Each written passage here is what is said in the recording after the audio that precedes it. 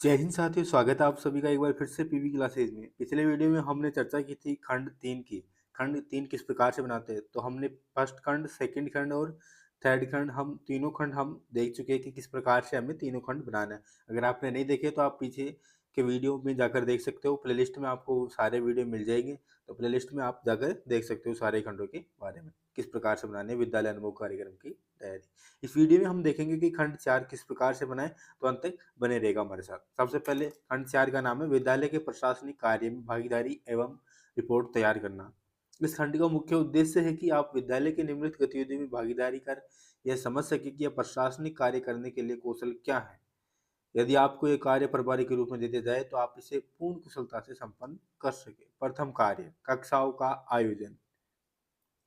तो सबसे पहले है समय सारणी का अर्थ। कक्षावार 9 विषय है, उनको अध्यापकों के अनुपात में समय को विभाजन करके विषय अध्यापकों को उनके अनुसार विषय आवंटित करना ही समय सारणी कहा जाता है। समय सारणी का महत्व एवं उद्देश्य। समय सारणी बनाने का मुख्य उद्देश्य अध्यापकों को उनके विषय के अनुसार कालांश आवंटित करना व सभी विषयों को अलग अलग अध्यापकों द्वारा पढ़ाए जाना छात्रों के लिए अच्छा होता है। समय सारणी निर्माण के प्रमुख कौशल। समय सारणी निर्माण करते समय सभी विषयों को समय सारणी में महत्व देना चाहिए। गणित व विज्ञान विषय को समय सारणी में प्रथम से चतुर्थ कालांश के अंतर्गत देना चाहिए। समय सारणी में निदानात्मक कौशल की तरह कक्षा 6 से 8 तक एक कालांश निदानात्मक का होना चाहिए, जिससे बच्चों की समस्या समाधान हो सके। समय सारणी निर्माण की मुख्य सावधानियां। विषय अध्यापकों के कालांशों की पुनरावृत्ति नहीं होनी चाहिए। विषय अध्यापकों के कालांशों के बीच एक कालांश रिक्त भी होना चाहिए। पर प्राध्यापक को अधिकतम 32 कालांश, वरिष्ठ अध्यापक को अधिकतम 42 कालांश एवं अध्यापक को अधिकतम 45 कालांश से अधिक कालांश नहीं देना चाहिए। आपके द्वारा सीखे गए समय सारणी का प्रारूप। अब यहाँ पे प्रारूप बनाना है। विषय अध्यापक का नाम लिखना है, फिर कालांश first, second, third, four, five, six, ये कालांश है, यहाँ पे लिखना है भाई कौन सी क्लास में कालांश और कौन सी सब्जेक्ट पढ़ाएंगे। इसके बाद समय का पूरा सारांश क्या है। समय का पूरा ध्यान रखना चाहिए, कोई भी विषय छूटना नहीं चाहिए। प्रत्येक अध्यापक का विषय भी समय सारणी में आना चाहिए। मध्यांतर व खेल कालांश का होना भी जरूरी है। सभी अध्यापकों को अपने विषय व समय का ध्यान होना चाहिए। इसके बाद द्वितीय कार्य है साला वार्षिक योजना। रिकॉर्ड का नाम है, रिकॉर्ड का नाम, रिकॉर्ड और फाइलों का संधारण है द्वितीय कार्य। तो सबसे पहले है साला वार्षिक योजना। साला वार्षिक योजना में सत्र पर्यंत जो भी कार्य विद्यालय में किया जाता है उनका उल्लेख करना पड़ता है। कौन सा काम किस समय करना पड़ता है उसका उल्लेख वार्षिक योजना में किया जाता है।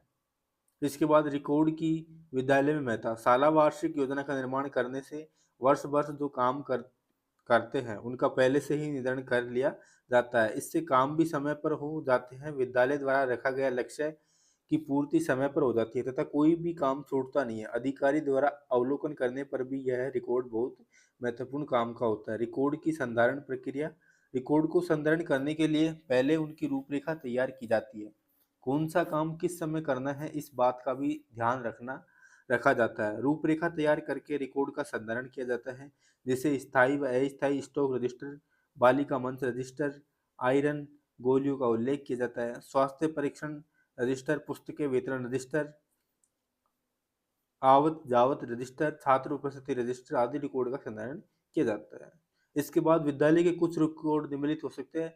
स्थानांतरण प्रमाण पत्र, छात्र उपस्थिति पंजिका, पत्र प्राप्ति रजिस्टर, आकस्मिक अवकाश पंजिका, प्रगति पत्र, छात्र प्रवेश पंजिका, अध्यापक उपस्थिति पंजिका, पत्र दाव रजिस्टर, पुस्तक अवदान पंजिका, परीक्षा परिणाम पत्र। तो इन सभी रिकॉर्ड के बारे में एक एक करके देखते हैं। सबसे पहले टीसी फॉर्म का है, स्थानांतरण प्रमाण पत्र स्कॉलर रजिस्टर। तो ये आपको किस प्रकार से इस रजिस्टर में कार्य करना है, किस प्रकार से लिखना है, ये सारी जानकारी आपको यहाँ पे लिखनी है। सबसे पहले एसएल नंबर लिखने हैं आपको, इसके बाद स्कॉलर नंबर लिखने, इसके बाद डेट लिखनी है, प्रवेश की दिनांक, इसके बाद छोड़ने का दिनांक लिखना है और छोड़ने का क्या करना है, अन्यत्र प्रवेश हेतु। इसके बाद छात्र या छात्रा का नाम लिखना है और उसकी जाति लिखनी है और उसका धर्म लिखना है। इसके बाद जन्म तिथि और फिर प्रवेश के समय उनकी आयु, फिर इसके बाद पिता का नाम और पिता का जो भी धंधा तथा स्थायी पता है वो। इसके बाद पिछले विद्यालय का नाम जहाँ छात्र ने अध्ययन किया और अंतिम कक्षा उत्तीर्ण की, ये सारी जानकारी आपको यहाँ पे लिखनी है। और कौन कौन सी कक्षा में किस दिनांक को पास हुआ, कि कुल कार्य दिवस कितने हैं, उपस्थिति दिवस कितने हैं, कुल छात्र कितने हैं और स्थान कौन सा रहा है, ये सारी जानकारी यहाँ पे लिखनी है। और इसके बाद यहाँ पे आचरण कार्य बताना है, अच्छा अच्छा जो भी है। इसके बाद यहाँ पे दिनांक, लास्ट में दिनांक आपको लिखनी है और यहाँ पर हस्ताक्षर हो जाते हैं प्रधानाचार्य के। इसके बाद छात्र प्रवेश पंजिका, अब एडमिशन किस प्रकार से लेते हैं तो उनका विवरण यहाँ पे लिखना है आपको। छात्र या छात्रा का नाम लिखना है, फिर डेट ऑफ बर्थ लिखनी है, फिर पिता या माता का नाम लिखना है, इसके बाद उनका व्यवसाय लिखना है, इसके बाद निवास स्थान, जो भी निवास स्थान है वो लिखना है, जाति व धर्म वो लिखना है। इसके बाद वह विद्यालय का नाम जिस विद्यालय में पहले पढ़ा हुआ है। इस तरह से आपको ये बनाना है और वहाँ पे प्रमाण पत्र, संख्या, दिनांक, ये सारी चीज़ें वहाँ से आपको लिखनी है और कौन सी कक्षा में एडमिशन है उस कक्षा का नाम लिख लेना है। तो इस तरह से आपको ये बना लेना है। इसके बाद छात्र उपस्थिति पंजिका, स्टूडेंट अटेंडेंस का रजिस्टर बनाते हैं, वो इस तरह से बनाते हैं। सबसे पहले आपको छात्र रजिस्टर संख्या, जो भी उनके नंबर है, इसको स्कॉलर नंबर, वो आपको यहाँ पे लिखने हैं। इसके बाद छात्र छात्रा का नाम लिखना है और यहाँ पे प्रेजेंट उनकी करनी है। प्रेजेंट आप करना जानते ही होंगे किस तरह से प्रेजेंट और एब्सेंट लगाते हैं। और यहाँ पे इसके बाद योग करना है, टोटल कितनी प्रेजेंट है। इसके बाद इस तरह से आप प्रेजेंट भी बना सकते हो। इसके बाद टीचर अटेंडेंस रजिस्टर, अब शिक्षक किस प्रकार से अटेंडेंस करते हैं वो रजिस्टर भी इस प्रकार से बनाते। सबसे पहले नाम लिखना है टीचर्स का, फिर इसके बाद उनकी जो भी योग्यता है, पद है, उनका नाम लिखना है और यहाँ पे जिस समय वो आते हैं वो टाइम लिखना है और जिस समय जाते हैं स्कूल से वो टाइम लिखना है। तो इस तरह से ये भी हो जाएगा। इसके बाद अगला है पत्र प्राप्ति रजिस्टर, अब जितने भी पत्र प्राप्त होते हैं उनके बारे में आपको यहाँ पे लिखना है, किस दिनांक को प्राप्त हुआ है, पत्र संख्या क्या है, इसके बाद कहाँ से प्राप्त हुआ है, इसके बाद विषय क्या था और विशेष विवरण में आपको लिखना है। तो ये सारे पत्र आपको स्कूल में प्राप्त होते हैं, तो ये पत्रों के बारे में आपको लिखना है। इसके बाद जावक रजिस्टर के बारे में लिखना है कि जो भी पत्र आपने भेजा है उस पत्र के बारे में यहाँ पे लिखना है। इसके बाद राजस्थान सरकार आकस्मिक अवकाश पंजिका, अब यहाँ पे वर्ग है अधीनस्थ सेवा, प्रार्थी का नाम शिव सिंह, वर्ग में आने की तिथि, आकस्मिक अवकाश जो गत वर्ष में लिया गया 12, मुआवजा अवकाश के लिए विवरण नील। इसके बाद प्रार्थना तिथि, भाई किस दिन प्रार्थना, जो प्रार्थना की जो तिथि है वो तिथि यहाँ पे लिखनी, कितने दिन का अवकाश चाहिए, 3 दिन का, और क्या कारण है, निरीक्षण की राय, आज्ञा या उच्च अधिकारी की, प्रधानाचार्य स्कूल के प्रधानाचार्य की होगी। इसके लिए अवकाश, भाई लिए गए अवकाशों का योग कितना है, 3, ये यहाँ पे लिखना है।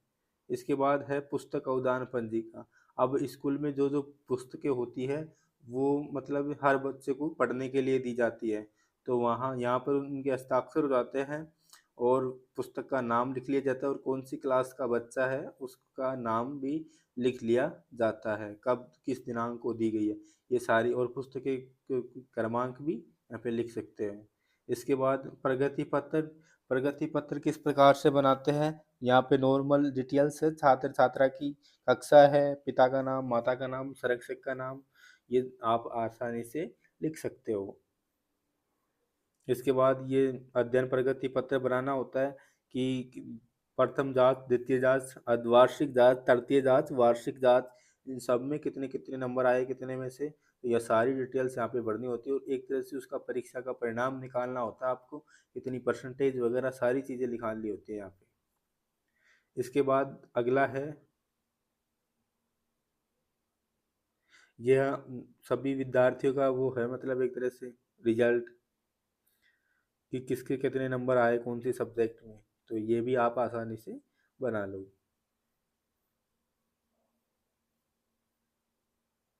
अब यहाँ पे ऐसे नहीं लिखना आपको कोविड-19 के कारण सभी को अगली कक्षा में के लिए क्रमोन्नत किया जाता है, क्योंकि सभी को अगली कक्षा में क्रमोन्नत अब नहीं करेंगे। पहले कोविड था 2021-22 में था, जब भी था कोविड, तो उस समय ये चीज़ें लिखी जाती थी, लेकिन आपके समय कोविड नहीं है तो इसलिए ये नहीं लिखा जाएगा। इसके बाद निम्नलिखित में से किन्हीं 2 रिकॉर्ड के बारे में विस्तार से लिखिए। अब यहाँ पे हम एसआर रजिस्टर के बारे में लिख लेंगे। विद्यालय का एक ऐसा रजिस्टर होता है जिसमें बच्चों का नामांकन, जन्म तिथि व माता पिता का नाम, जाति, वर्ग, धर्म, व्यवसाय के बारे में लिखा जाता है। बच्चों की प्रवेश तिथि के अनुसार एसआर रजिस्टर में एसआर नंबर दिए जाते हैं।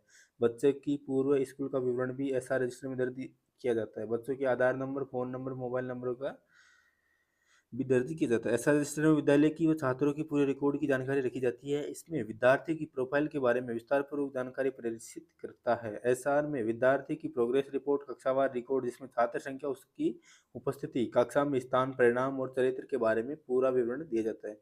इसी के आधार पर विद्यार्थी की टीसी तैयार की जाती है। अब है स्टॉक रजिस्टर। विद्यालय का एक स्टॉक रजिस्टर होता है। स्टॉक रजिस्टर में विद्यालय का किसी भी मद से खरीदी गई सामग्री का इंद्राज स्टॉक रजिस्टर में पृष्ठ संख्या लिखकर वाउचर नंबर व दिनांक सहित सामग्री का विवरण जिसमें सामग्री संख्या, मात्रा व मूल्य एवं दुकानदार की फर्म का नाम व इंद्राज किया जाता है। इस प्रकार खेलकूद स्टॉक में रजिस्टर में खेल सामग्री का इंद्राज किया जाता है। पुस्तकालय में स्टॉक रजिस्टर करे की गई पुस्तकों का इंद्राज किया जाता है। तो इस तरह से आपको ये बनानी है। इसके बाद तृतीय कार्य होता है मिड डे मील योजना का। सबसे पहले योजना का नाम क्या है? Mid day meal. कब आरंभ हुई? 2008 में। योजना का क्या उद्देश्य है? दोपहर में बालकों को भोजन खिलाना। योजना के प्रभारी का क्या नाम है? योजना की विद्यालय में क्रियान्वित। विद्यालय में मिड डे मील योजना का क्रियान्वयन अच्छी तरह से होता है। नियमानुसार बच्चों को भोजन दिया जाता है। सप्ताह के एक दिन फल दिए जाते हैं। साफ सफाई का विशेष ध्यान रखा जाता है। वर्तमान में कोविड-19 गाइडलाइन का पालन किया जाता है। ये कोविड-19 आपको नहीं लिखना है। इसके बाद यहाँ इसका सारांश लिखना है। इसका मुख्य उद्देश्य स्कूल में पढ़ने वाले कक्षा 1 से 8 तक के बच्चों को दोपहर का भोजन करवाना है, जिससे बच्चे ठहर सके व नामांकन भी बढ़ सके।